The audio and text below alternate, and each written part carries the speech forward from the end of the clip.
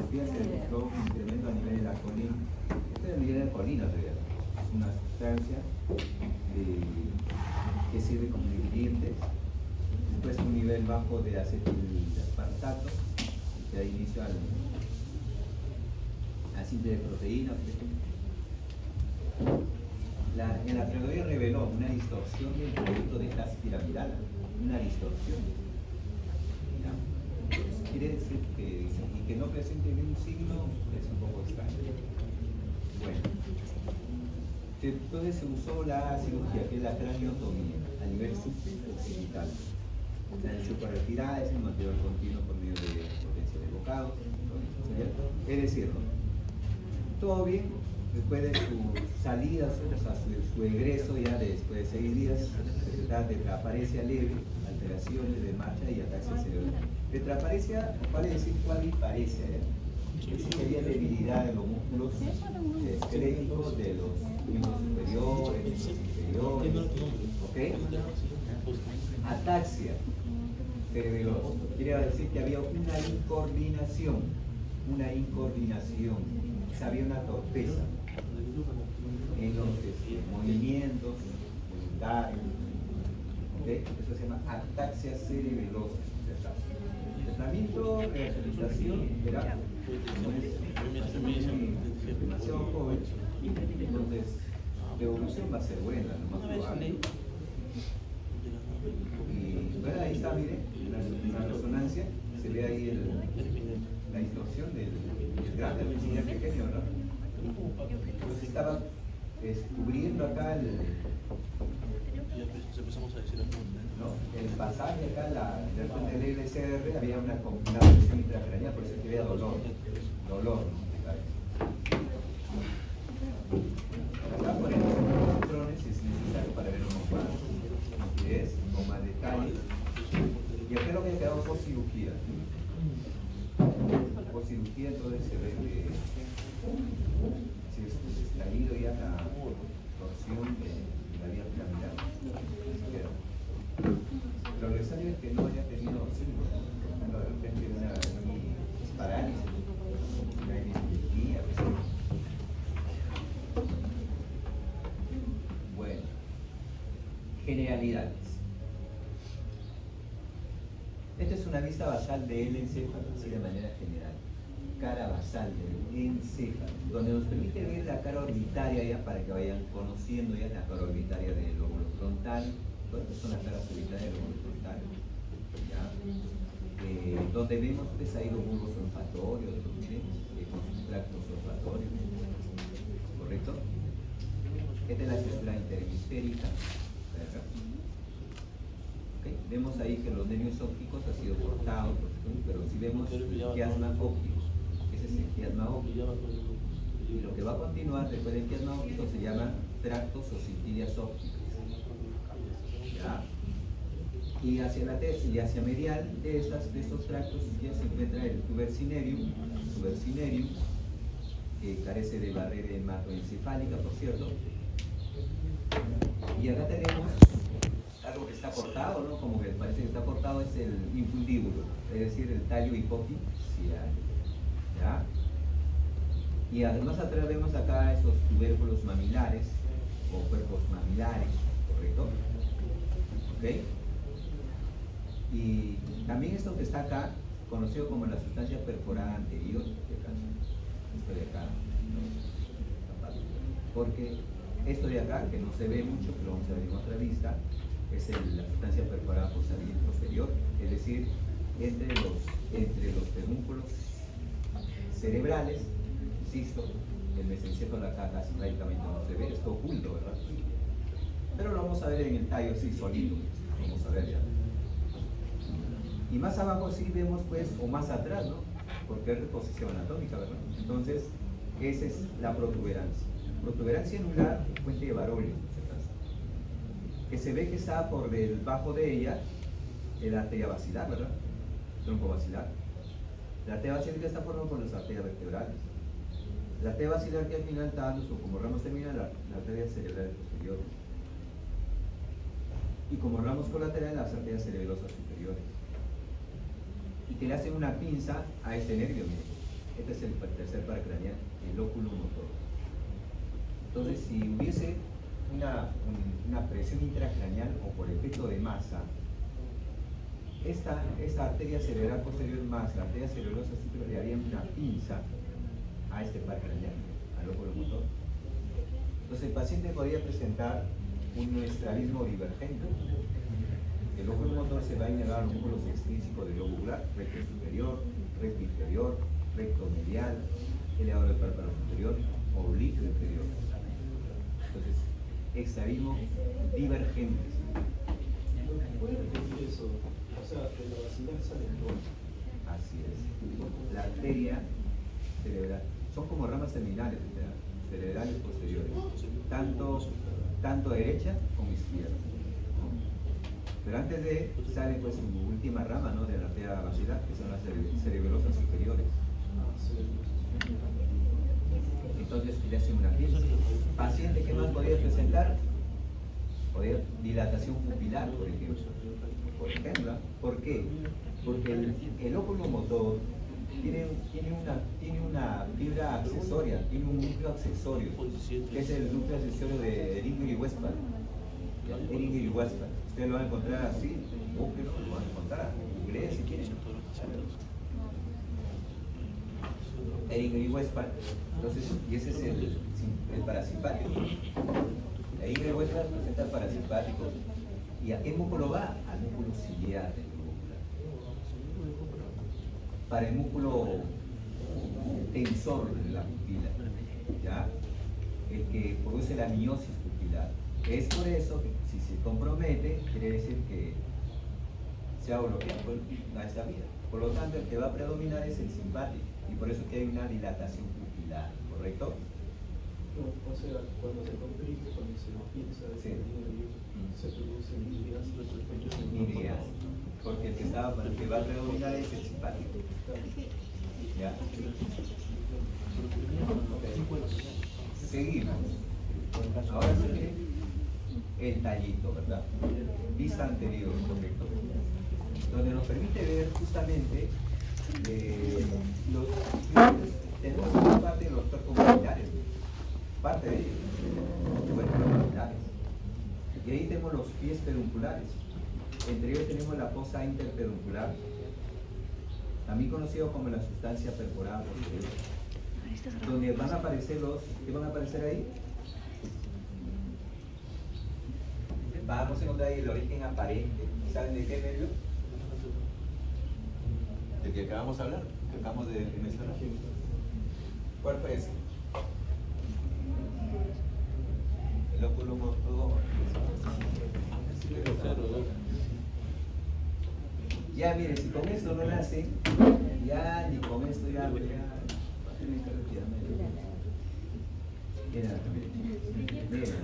miren,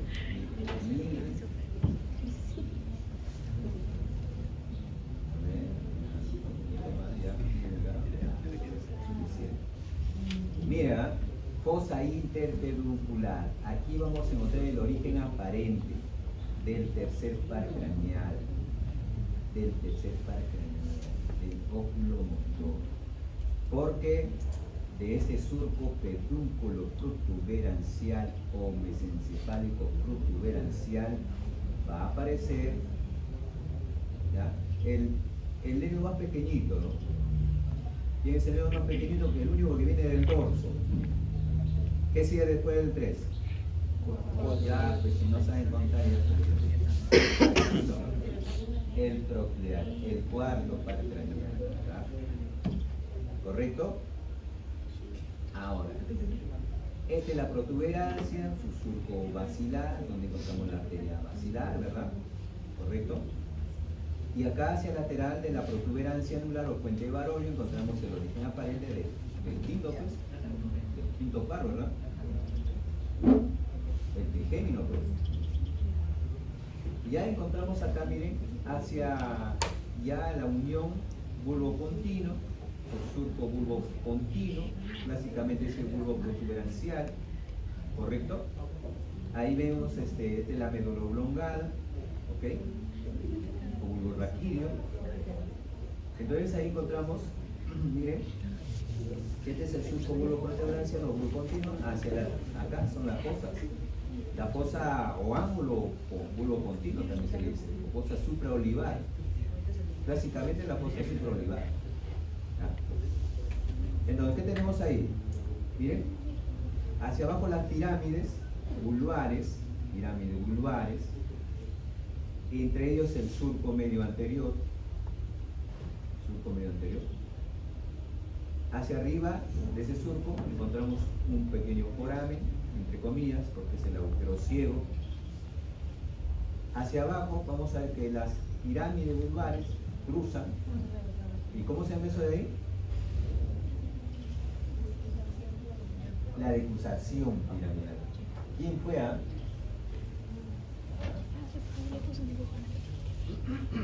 ¿Vale? Muy bien. Después, hacia la lateral de las pirámides tenemos estas olivas vulvares, porque se parecen a una aceituna, ¿verdad? Por eso de ahí el nombre olivas. Entonces, este es el surco preolivar. Si hay un surco preolivar, hay un surco post-olivar.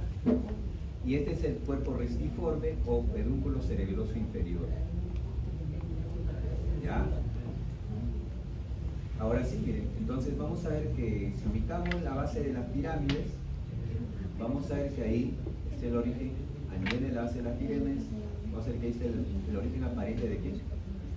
Del abducens, el sexto par craneal. Hacia la fosa supraolivar o ángulo bulocontinuo encontramos el origen aparente de ¿qué? Del séptimo.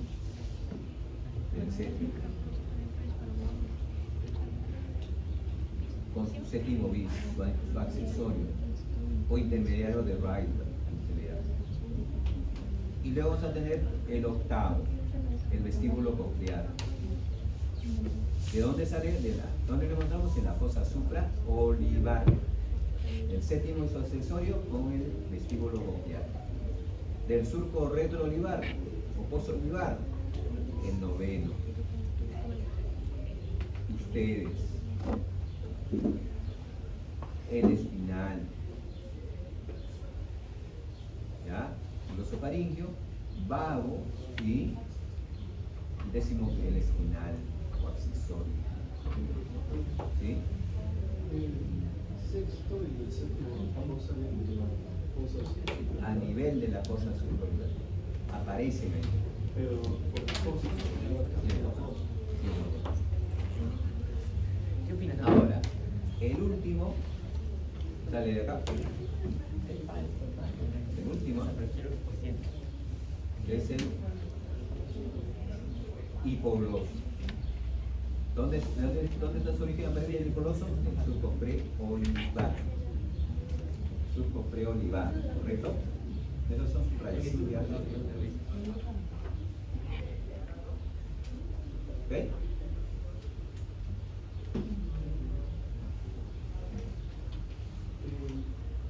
¿Qué pasa con el hipogloso? Aparece en el surco preolivar. El 12º. Porque este de acá es el 9, este es el 10, este es el 11. 11º. ¿Okay?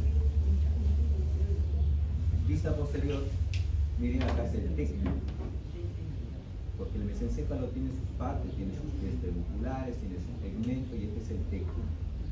Clásicamente conocido como la lámina cuadrigémina. Lámina cuadrigémina donde se encuentran los tubérculos cuadrigéminos. Hoy en día se dice folículos, ¿verdad? Folículos superiores, folículos inferiores, ¿correcto? Los folículos superiores hacen relevo la vía visual, ¿correcto? Relacionado con la vía visual. Los folículos inferiores relacionados con la vía auditiva, porque hace relevo la vía auditiva. ¿Ok? Entre ellos encontramos un surco vertical y un surco horizontal. De ahí el nombre, el surco cruciforme. De ahí el nombre, el surco cruciforme. ¿Ok? Y hacia abajo tenemos el frenillo del velo medular superior. Frenillo del velo medular superior. porque ahí estaba el velo medular superior, o válvula de Houston. Hacia el lateral de este frenillo vemos que aparece este de acá, este pequeñito, ¿no? El único que viene del dorso. El único que sale del dorso. Origen aparente del procliar, del cuarto para. Entonces está a nivel, por debajo de los folículos inferiores, ¿verdad? Ahí aparecen en ese proyecto. Luego tenemos la fosa romboidea. La fosa romboidea que forma o también piso del cuarto ventrículo. Es decir, fosa romboidea. Piso del cuarto ventrículo. Es más, debo borrar esto porque ahorita vamos a enseñar. No nos va a dejar con eso no nos va a dejar señalar las partes que vamos a señalar acá. Entonces miren, ¿qué vamos a tener acá? Acá vamos a tener los siguientes, es decir, pedúnculo cereloso superior, pedúnculo cereloso medio o lateral, de este lado, hasta del otro lado, hasta de este lado, y por acá están los pedúnculos cerelosos inferiores. ¿Ya? Pedúnculo cereloso inferior, ¿ok? Es decir, ojo ahí, los pedúnculos cerelosos superiores comunican al mesencéfalo con el cerebelo. Los pedúnculos cerelosos superiores comunican al mesencéfalo con el cerebelo. Los pedúnculos cerelosos medios o laterales comunican a la protuberancia anular o puente de Barolio también con el cerebelo. ¿Ya? Los pedúnculos cerelosos inferiores comunican a la médula oblongada o bulbo raquídeo también con el cerebelo. ¿Ok? ¿Qué hacen los superiores? Los superiores comunican al mesencéfalo con el cerebelo. Los medios o laterales comunican a la protuberancia anular o puente de Barolio también con el cerebelo. No, por ahora no digo con qué parte del cerebelo, pero no lo digo, solamente así general. En un momento vamos a ver el circuito ahí, cómo es que se conecta cuando hablamos cerebelo. Los pedúnculos cerelosos inferiores comunican, decíamos, a la médula oblongada o bulbo raquídeo también con el cerebelo, ¿correcto? Ahora sí, vayamos a esta superficie de esta fosa romboidea, o también conocido como piso del cuarto ventrículo. ¿Ok? Entonces, ¿qué tenemos acá? Tenemos el surco medio, también llamado cálamus scriptoris, también llamado así, cálamus scriptoris. ¿Ya? Y acá hay un surco pequeño, que es el surco limitante. El de acá no se ve muy bien, pero lo tratamos. El surco limitante. De ese surco limitante, en la parte más alta, vamos a ver que existe la sustancia, como que cambia de color acá la sustancia, generalmente más oscura, y eso es porque ahí encontramos la sustancia ferruginosa. Ahí encontramos la sustancia ferruginosa, donde encontramos un núcleo de un neurotransmisor que es noradrenérgico, el opus cerebrum. El opus cerebrum. ¿Ya? ¿Cómo se escribe? Ya. O-C-O-U. C-U. C con C nomás. C-U. La E-U. Ro, la N. O-U-S. Cerebrum. Es decir, no puedo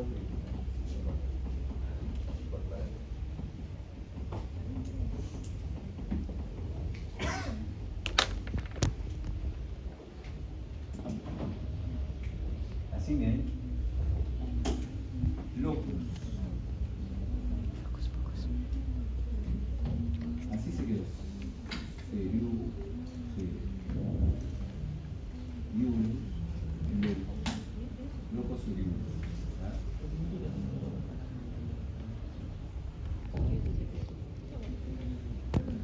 aunque otros también lo vamos a hacer como así, ¿ve? También, acá. Pero ese es, lo importante es saber cuál es su función, ¿no? ¿Para qué sirve? Es dopa, perdón, ignora el derecho. ¿Ya? ¿Qué más? Luego vamos a tener acá, esto se llama, directo de acá del centro se llama la eminencia media. La eminencia media. ¿Ya? Usando de color. Eminencia media. Y en la parte más abajo de la eminencia media vamos a encontrar el colículo del facial. El colículo del facial. Y dentro de ese colículo del facial, conocido también como la primera rodilla del facial, vamos a encontrar el núcleo, profundamente vamos a encontrar un núcleo, que lo vamos a ver en la siguiente clase, el núcleo del sexto, es decir, el apucio. ¿Ya? Y luego, hacia lateral, miren, tenemos esto, esta área, es como un triangulito más o menos, es como una especie de un triangulito, es el área vestibular,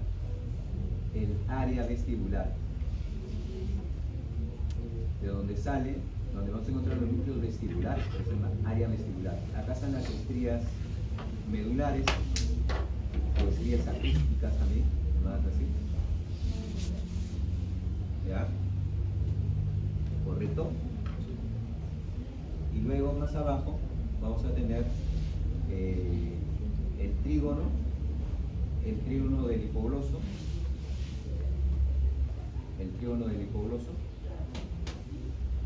¿ya? Y luego acá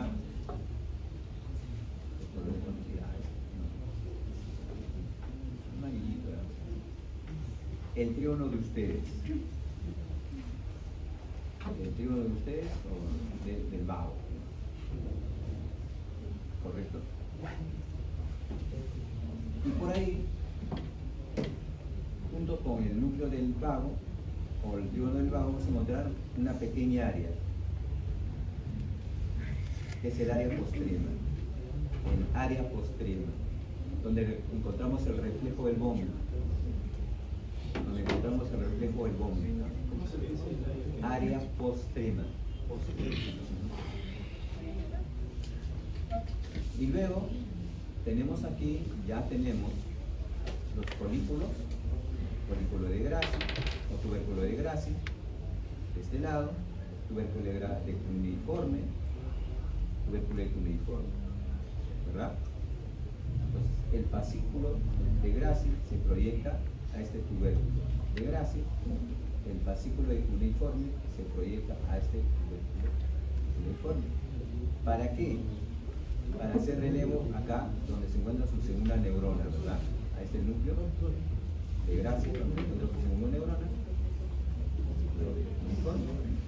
Entonces, cuando viene a hacer relevo, se cruza, mejor dicho, una vez que hicieron relevo, se cruza.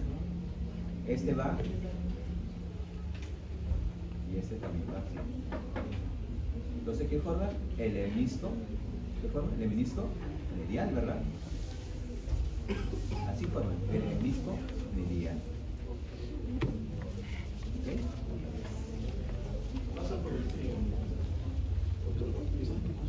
Sí, siempre. Pero eso lo vamos a ver en un corte transversal en la siguiente clase. Todo eso lo vamos a ver ya. Acá solamente es, sí, lo vamos porque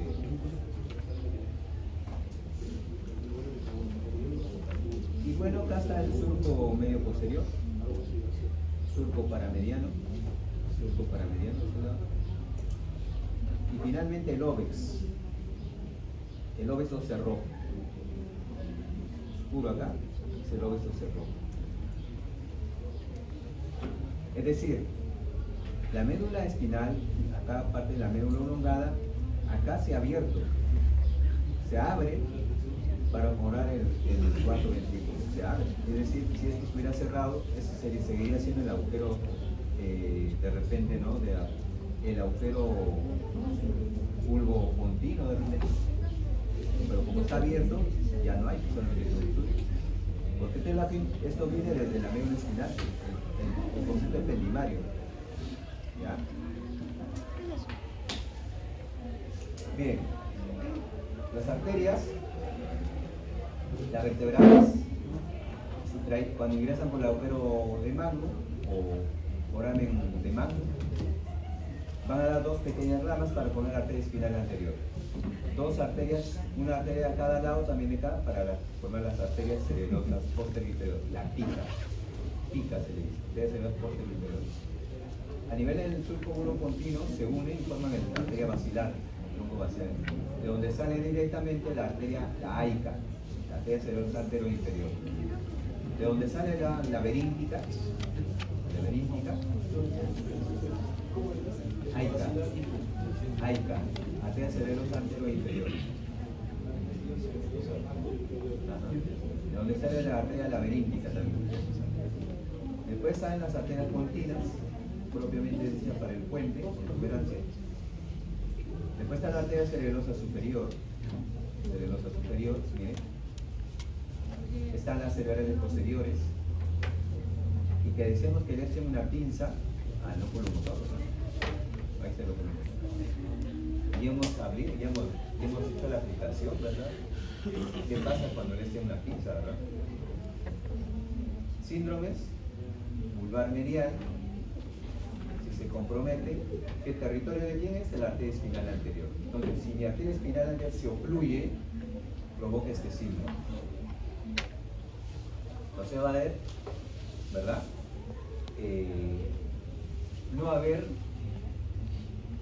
sensibilidad discriminativa, es decir, no va a haber vibración profunda, no va a haber tacto fino, ¿correcto? No va a haber propiocepción consciente, no va a haber peso, no va a poder discriminar ni dos puntos, ¿verdad? Pero del lado contrario, ¿sí? Porque esto es contralateral, ya cruzó, pues, ¿no? Ahorita justamente acabamos de hablar del disco medial. Territorio de la arteria espinal anterior. ¿Qué más? El núcleo del hipogloso. Entonces, paciente puede presentar hemiparálisis de la lengua, músculos de la lengua. Entonces, si el paciente va a tratar de protruir su lengua se va a ir hacia el lado de la lesión. ¿Ya? Hacia el lado del mismo lado. Acá no es contralateral el núcleo del hipogloso, es del mismo lado. ¿Ya? ¿Cuál es el territorio de la arteria espinal anterior? A veces acá lo dice nomás, pero no quiere decir que va a ser el territorio de ella, ¿no?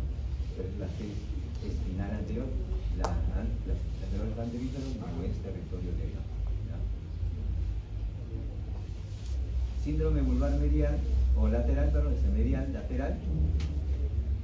Vemos ahí sí la pica, ahí se entra la pica. La arteria cerebrosa posterior, territorio de ella. Entonces, ¿a qué núcleos lo nutre?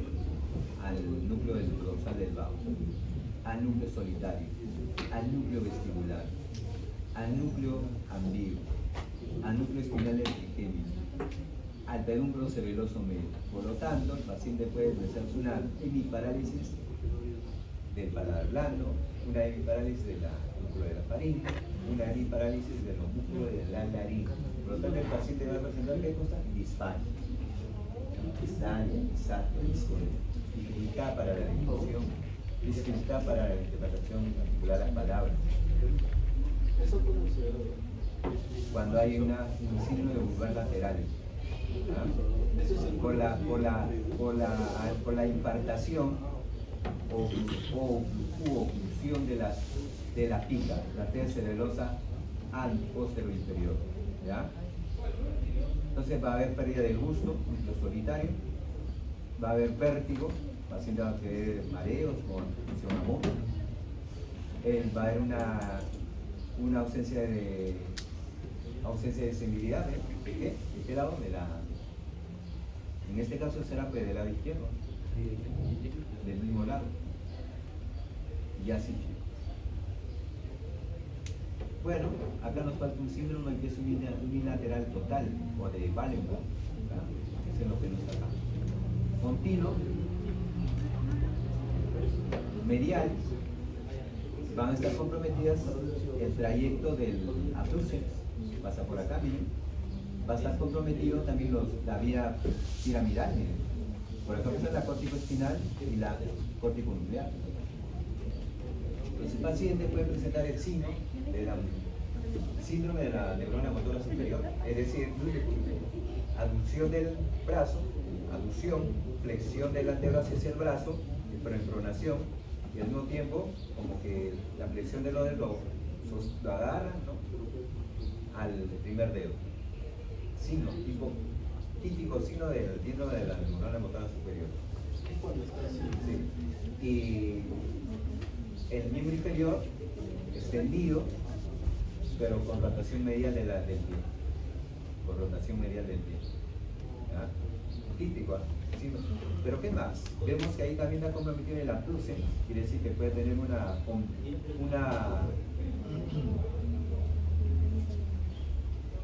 convergencia, ¿verdad? Es decir, por el óculo motor, por el abducens. Es decir, puede haber un estrabismo convergente. Porque como este nervio inerva el resto lateral del lóbulo ocular, entonces, como se comprometió, no hay respuesta motora, entonces la mirada se va a ir hacia adentro. Eso es divergismo convergente, o mejor dicho, convergente, ¿eh? Es decir, claro, por el recto lateral pues no, ya no funciona, pues ya no responde.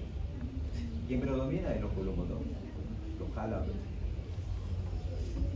¿Qué arterias se han comprometido ahí? ¿Qué arterias se han ocluido? Las continuas, las arterias continuas. Rama de aquí de la arteria basilar.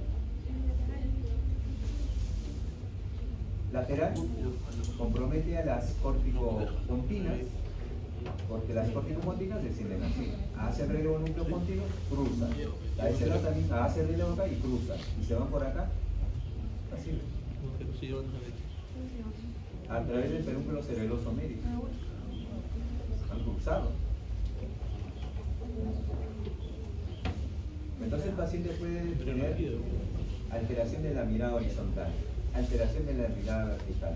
¿Por qué? Porque las córtico-pontinas cuando cruzan van a estimular a un tracto, el tracto de la formación reticular. Pásame tu ropa, que lo voy a ver. De la formación reticular. Para que esté en este video, disculpen. Esto lo vamos a seguir explicando en la siguiente clase porque ahorita va a ser muy recargado de repente porque es un circuito, porque va a estimular además al fascículo longitudinal. El fascículo longitudinal va a estimular a los núcleos motores del cuarto y tercer partenio. Y de ahí se ve por eso la respuesta. Pero, ¿territorio de qué es entonces? De las pontinas también. Hay uno que es total, hemiparálisis unilateral total, también conocido como el síndrome de Marie-Fox. Síndrome de Marie-Fox. Así como el nombre de Marie Foxetro, Marie Fredrickson, su nombre es Marie-Fox. Territorio de las pontinas. A nivel mesencefálico tenemos el de Weber, el síndrome de mesencefálico lateral. Compromete también, miren, porque estos son los pies pedunculares. En los pies pedunculares pasa la vía piramidal, pasan las vías córtico-pontinas o frontopontinas, pasan las vías parieto-temporopontinas. Lo vamos a seguir viendo esto, así que ni se asusten. Tenemos acá el opus niger, entonces también está comprometido el opus niger, sustancia negra. Quiere decir que el paciente puede presentar también signos de epilepsia.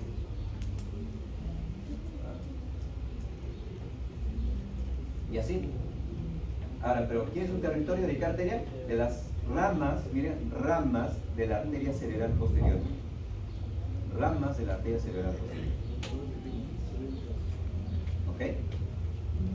El otro que es el de Beneri, o medial, donde se compromete el tracto rubroespinal. Rubroespinal y el tracto espinotalámico, ¿no? Sabemos que es contralateral, ¿verdad? Porque el espinotalámico ya cruzó a nivel medular. ¿Se va a ver qué cosa? Debe no haber termoalgesia, temperatura, no va a haber dolor. Pero del lado contrario, Pues, si este es el izquierdo, posición anatómica, entonces anterior, posterior, entonces será el lado derecho. Y acá se proyecta el tracto rubroespinal, crúzalo, ya cruzó él. Entonces también es contralateral. Si es ese lado izquierdo, será pues una hemiparálisis de los músculos axiales del tronco, ¿no? Pectorales, oblicuos, cintura escapular. Entonces mi brazo estará caído, ¿no? Débil. O sea, no es que no haya respuesta acá puede haber, pero acá no hay fuerza, porque el rubro espinal inerva a los músculos axiales. ¿Y por qué arteria? Se obstruyen las arterias también, ramas de la arteria cerebral posterior. El síndrome de Bene. Acá nos falta uno que es el de Parinot, o Parinot, escribe como Parinot, pero es el de Parinot. Es un miedo dorsal. Pares craneales, entonces, ya para terminar. El 1, el 2, el olfatorio, el óptico, para músculo estético de globular, tercero, cuarto y sexto. Sensibilidad de la cara, oftálmico, maxilar, mandibular, grado motor para los músculos de la masticación, temporal, maceteros, pterigoideos, miloideos, bien de la anterior. Séptimo, para músculos faciales, pero tiene su accesorio el séptimo bis, para los 2 tercios anteriores de la lengua, recoge la vía gustativa. Octavo, vestíbulo coclear. ¿De dónde? Del caracol, la auditiva, vestibular, ¿verdad? Equilibrio, canales semicirculares, vestíbulo coclear. Noveno, recoge los sabores de un tercio posterior de la lengua, pero también va a inervar los músculos del paladar blando. Ustedes, ¿verdad?, han recibido también una ayuda del espinal, su accesorio, por eso. Y a través de él van a llegar hasta a los músculos del paladar blando, a los músculos de la faringe, a los músculos de la laringe. Por supuesto, el vago pues va por todos lados: laringe, tráquea, pulmones, corazón, sistema digestivo, hasta el pabellón auricular, oído externo. Ya, pues el accesorio de la espinal ni hablar, ¿no? Esternocleidomastoideo, trapecio, hipoglosa, todos los músculos de la lengua, excepto. ¿Qué músculo no le inerva? De la lengua, hipoglosa. A ver, Manrique, haz tú una.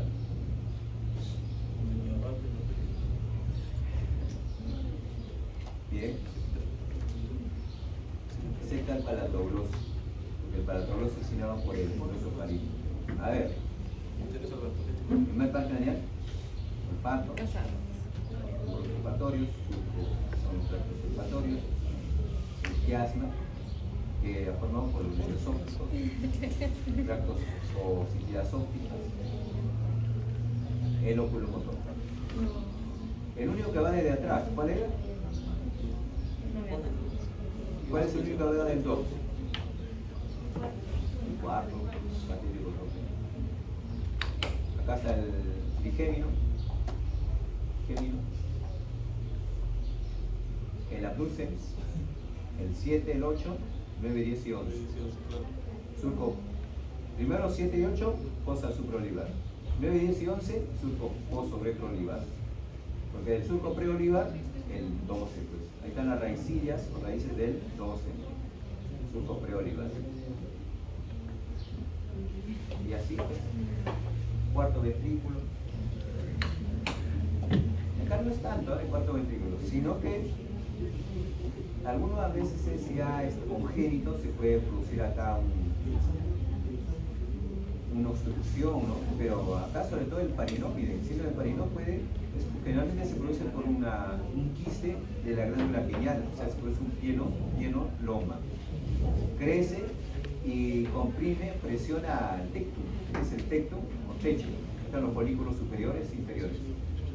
Al presionar, ocluyen el aparato mesocefálico. Por lo tanto, pues, el paciente puede producirse, pues, o obtener pues, una hidrocefalia adquirida. Ya, porque lo bloquea, pues ya no circula el líquido cefalorraquídeo. Se produce una hidrocefalia adquirida. ¿Qué más lo puede comprometer? A los núcleos del óculo motor. Entonces, el paciente puede presentar, pues, otra vez, dilatación pupilar, puede presentar nistagmos por el nervio oculomotor. Y así, etc, etc.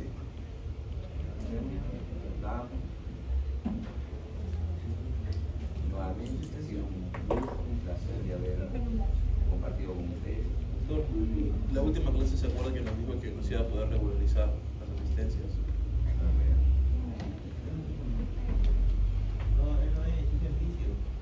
No, es que pasa que llegué. Ya, ahorita ya se pasó a lista, ¿no? Todo. Sí. A ver, pero... Hace 10 minutos ya vamos a Estoy adelantando.